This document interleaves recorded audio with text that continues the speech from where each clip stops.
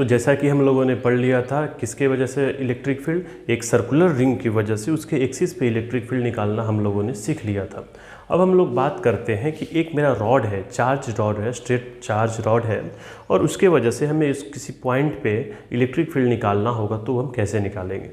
देखिए ये बोर्ड के सिलेबस में शायद नहीं है, लेकिन मतलब नॉलेज पॉइंट ऑफ व्यू से आपको ये पढ़ना है, क्योंकि इससे अच्छे अच्छे हम लोग न्यूमेरिकल, इसके मदद से अच्छे अच्छे न्यूमेरिकल हम लोगों को करने को मिलते हैं, जो कि मेंस में और एडवांस में पूछते हैं, या फिर कुछ सर्टेन एंट्रेंस एग्जाम होते हैं तो उसमें पूछते हैं। तो हम लोग बात करते हैं कि electric field at a point due to charge straight wire.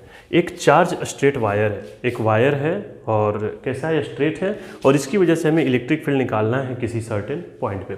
हमने जितना लिखने वाला चीज़ था उसको ज़रा लिख लिया है, क्योंकि टाइम वेस्ट ना हो, जल्दी जल्दी से हम लोग पढ़ते हैं कि क्या क्या होगा, ठीक।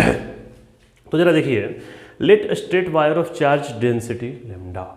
एक स्ट्रेट वायर है जिसकी चार्ज डेंसिटी कितनी है, लेमडा है, और हमें उससे उस चार्ज जो रॉड है उससे x डिस्टेंस पे एक पॉइंट P है, और वहाँ पे हमें क्या करना है, इलेक्ट्रिक फील्ड निकालना है।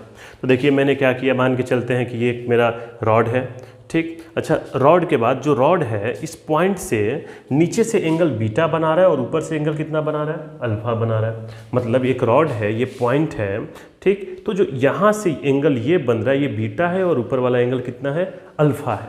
हम लोगों को इलेक्ट्रिक फील्ड निकालना है, तो हम लोग सेम ऐसे ही निकालेंगे, क्योंकि हमें यहाँ पे देखिए अगर सारा चीज़ वेरी कर रहा है, हम देख रहे हैं कि यहाँ पे जैसे जैसे हम ऊपर जा रहे हैं मेरा डिस्टेंस क्या हो रहा है, बढ़ते जा रहा है, घटते जा रहा है, नीचे आएंगे तो घटते जाएगा। तो वैसे केस में हमें इंटीग्रेशन का सहारा लेना ही लेना है, बिना इंटीग्रेशन डिफरेंशिएशन के हम लोग सॉल्व नहीं कर पाएंगे। तो देखिए हम लोग ये लेते हैं, क्या किया मैंने, ज़रा समझते रहिएगा कि थीटा एंगल पे ये जो मेरा पॉइंट था, ये जो मेरा लाइन के नॉर्मल वाला जो एक्सिस था, एक्सिस इसको नहीं बोलेंगे, जो नॉर्मल वाला है, वहाँ पे हम लोगों ने क्या किया कि थीटा एंगल पे एक छोटा सा एलिमेंट लिया डीएल। थीटा पे एक छोटा सा जो ये एलिमेंट है, ये वाला जो एलिमेंट है, ये हमने एलिमेंट ले लिया डीएल। अब हम क्या करेंगे कि इस डीएल की वजह से इस पॉइंट पे कितना इलेक्ट्रिक फील्ड होगा वो देखेंगे, और उसी इलेक्ट्रिक फील्ड को हम लोग इंटीग्रेट कर देंगे, हमको आंसर मिल जाएगा। तो देखिए सबसे पहले हम लोगों ने ये देखा कि थीटा एंगल पे ये था।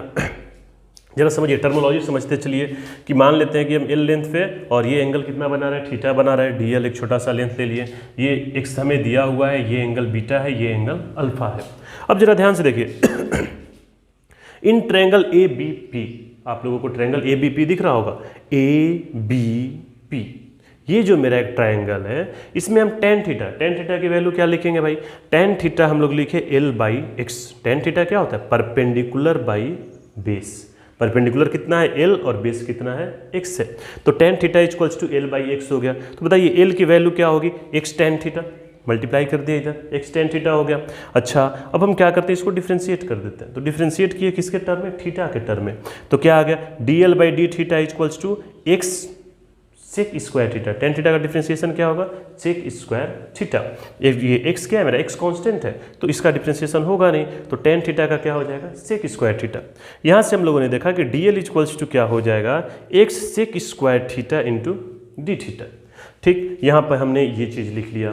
फिर हम लोग बात करते हैं कि कॉस थीटा क्या होगा। इस ट्रायंगल में हम लोग देखें कि कॉस थीटा भाई क्या होगा, तो कॉस थीटा मेरा क्या हो जाएगा, एक्स बाई आर। जो मेरा कॉस थीटा होगा वो क्या होता है, बेस बाई हाइपोटेनस। और ये जो मैंने डिस्टेंस लिया है ये आर किसके बराबर होगा, root over x square plus l square के बराबर। लेकिन हमने इसको एक आर छोटा सा मतलब बनाने के लिए आर ले लिया।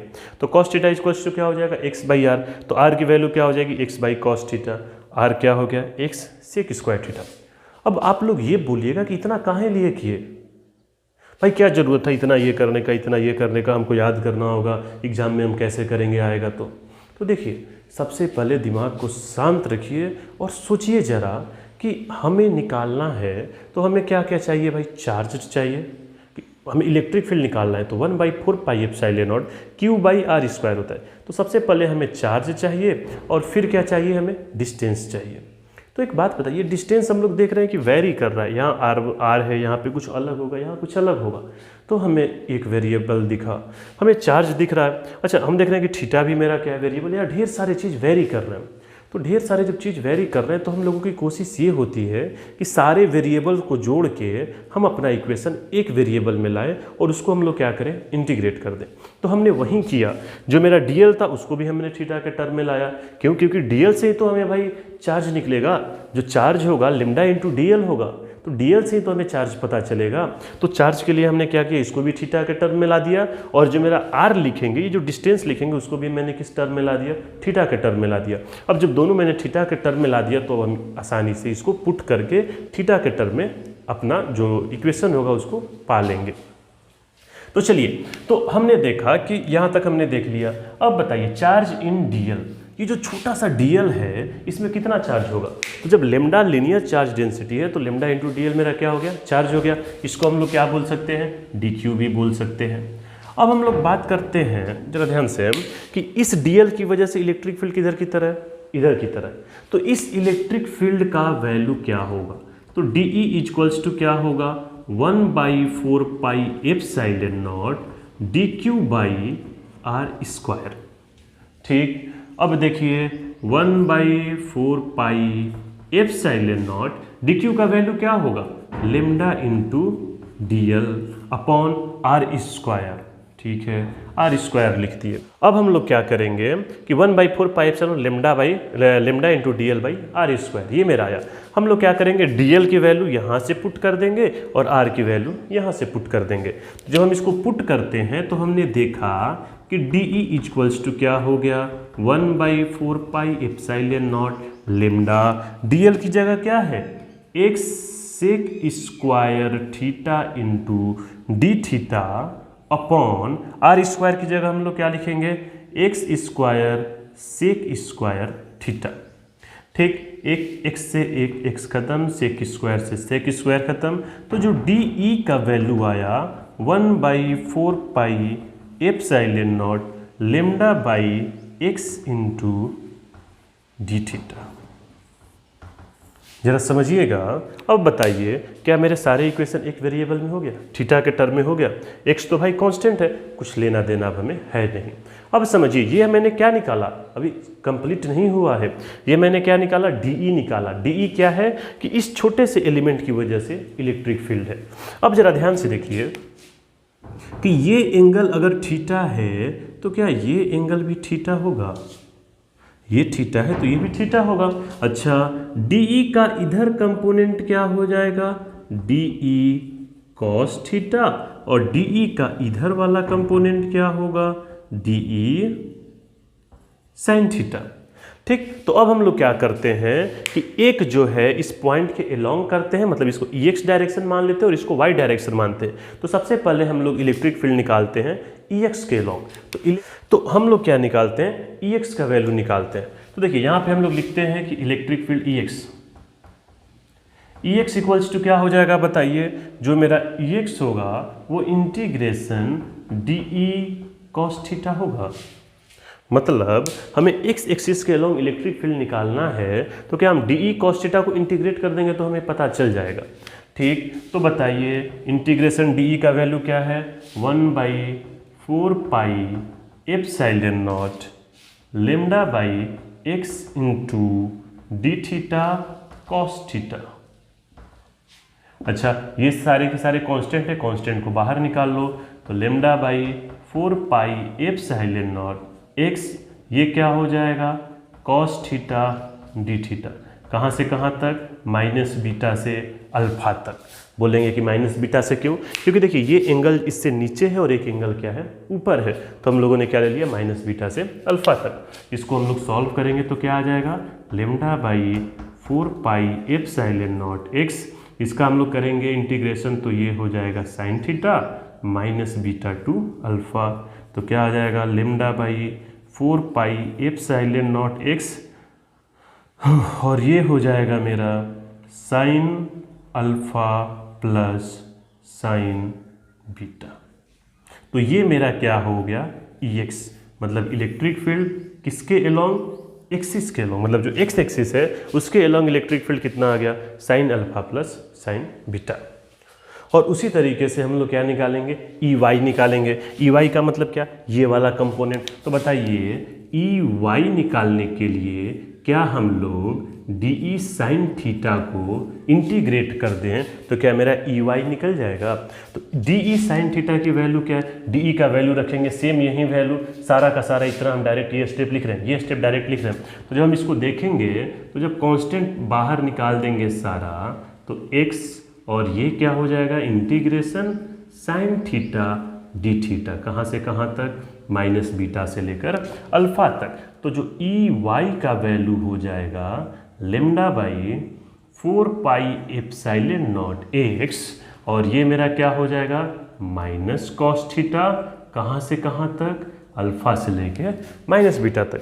अब इसकी हम लोग वैल्यू पुट करेंगे और जो इक्वेशन आएगा वो मेरा क्या हो जाएगा electric field along y axis के एलोंग इलेक्ट्रिक फील्ड। तो जरा समझिए, ध्यान से समझते रहिए मैंने क्या बोला, एक बार फिर से हम सारे चीज़ को रिवीजन करा देते हैं। हम लोगों को ये जानना था कि एक रॉड है उसके वजह से एक कुछ दूर पे एक पॉइंट P है, हमें इलेक्ट्रिक फील्ड निकालना है। तो सबसे पहले हम लोगों ने क्या किया कि पॉइंट P पे हम लोगों ने एक मतलब थीटा एंगल पे एक छोटा सा एलिमेंट ले लिया, dl ले लिया। फिर हम लोगों ने ये चीज़ किया, कुछ सर्टेन टर्मिनोलॉजी हमें r को जितने भी चीज़ थे सबको हम लोगों ने एक वेरिएबल में लाया, थीटा में सबको लेके आए। थीटा में लेके आने के बाद हम देखें कि इसके वजह से छोटा सा इलेक्ट्रिक फील्ड dE आया। dE का वैल्यू क्या है, ये है। हम लोगों ने क्या किया, dl की जगह पे ये वैल्यू पुट किया और r की जगह पे भी थीटा के टर्म में वैल्यू पुट किया। ये दोनों वैल्यू पुट करके मैंने dE ये निकाल लिया। हमें क्या करना था, x एक्सिस के अलॉन्ग निकालना है तो dE cos थीटा को इंटीग्रेट कर दिया। फिर क्या करना है, y एक्सिस के अलॉन्ग निकालना है तो d sin थीटा के अलॉन्ग कर दिया। अब इसमें क्या है, सर्टेन केस है कि अगर वायर इनफाइनाइट हो जाए, सेमी इनफाइनाइट हो जाए तो उसकी वजह से इलेक्ट्रिक फील्ड क्या होगा। ठीक, तो उसको हम लोग इसको मिटा के और हम सारा का सारा जो केस है वो भी नोट कर देते हैं। ठीक, तो चलिए हम लोगों ने पढ़ लिया था कि इलेक्ट्रिक फील्ड एक स्ट्रेट चार्ज वायर है तो उसकी वजह से इलेक्ट्रिक फील्ड क्या होगा। तो इलेक्ट्रिक फील्ड का जो EX कंपोनेंट होगा lambda by 4 pi epsilon naught x sine alpha plus sign beta, और जो EY कंपोनेंट होगा मतलब जो x एक्सिस के लॉन्ग कंपोनेंट होगा वो ये हो गया, और जो y एक्सिस के लॉन्ग कंपोनेंट होगा वो ये हो गया। अब हमने बताया था कि कुछ सर्टेन केस है। पहला केस क्या है कि when charge wire is infinitely long, अगर चार्ज वायर एकदम इनफाइनाइट लेंथ का है तो बताइए जब चार्ज वायर इनफाइनाइट लेंथ का हो जाएगा, ये भी इन्फिनिटी और ये भी इन्फिनिटी, तो बताइए जो पॉइंट P है क्या एक तरीके से ये जो एंगल अल्फा होगा, अल्फा जो एंगल होगा क्या वो 90 की तरफ टेंड करने लगेगा। तो उस समय हम लोग ये मान लेते हैं कि जो एंगल अल्फा है वो कितना हो जाएगा 90, और जो बीटा भी है वो कितना हो जाएगा 90। देखिए 90 एग्जैक्ट नहीं होगा, वो क्या करेगा 90 की तरफ टेंड्स करेगा। 90 की तरफ टेंड मतलब 90 के पास पहुँचते जाएगा। तो हम लोग मान लेते हैं कि 90 है तो अल्फा भी 90 बीटा भी 90। अल्फा बीटा का वैल्यू इस इक्वेशन में हम पुट करेंगे तो जो मेरा EX हो जाएगा वो क्या हो जाएगा बताइए, lambda by 4 pi epsilon naught x sine 90 plus cos sine 90 plus sine 90। तो साइन 90 की वैल्यू क्या हो गई 2 हो गई। सॉल्व करेंगे, EX की वैल्यू आ गई मेरी ये आ गई। अच्छा, और EY की बात करते हैं, सेम वही EY पे पुट करेंगे तो हम लोग देखेंगे कि cos 90 की वैल्यू क्या होती है 0 होती है। तो ये क्या हो गया मेरा EY खत्म होके 0 हो जाएगा। तो इस समय जो नेट इलेक्ट्रिक फील्ड होगा, देखिए टोटल इलेक्ट्रिक फील्ड का बात करें तो क्या होता है EX plus EY root over EX square plus EY square, अगर मैग्नीट्यूड की बात करें तो इस केस में हम देख रहे हैं कि EX मेरा है लेकिन EY क्या है 0 है। तो जब EY मेरा 0 है तो जो नेट इलेक्ट्रिक फील्ड होगा वो किसके बराबर होगा, EX के ही बराबर होगा, बताने वाली बात नहीं है। अब अगला केस बात करते हैं। केस 2 क्या है कि wire is infinite but point lies close to one end. Wire तो इनफाइनाइट लेंथ का है लेकिन पॉइंट कहाँ पे है, एक एंड के पास में है। तो एक एंड के पास में है तो इस केस में बताइए जो ऊपर वाला एंगल है अल्फा वो कितना हो जाएगा 90, और बीटा कितना है भाई, बीटा तो मेरा 0 है। पुट करेंगे इसमें अल्फा की वैल्यू 90 और बीटा की वैल्यू 0, और इसमें भी अल्फा की वैल्यू 90 और बीटा की वैल्यू 0। तो हमें इलेक्ट्रिक फील्ड मिल जाएगा EX इक्वल्स टू ये और EY इक्वल्स टू ये। ठीक, तो ये मेरा हो गया electric field due to straight charge wire की वजह से हमें इलेक्ट्रिक फील्ड कैसे निकालेंगे। अब हम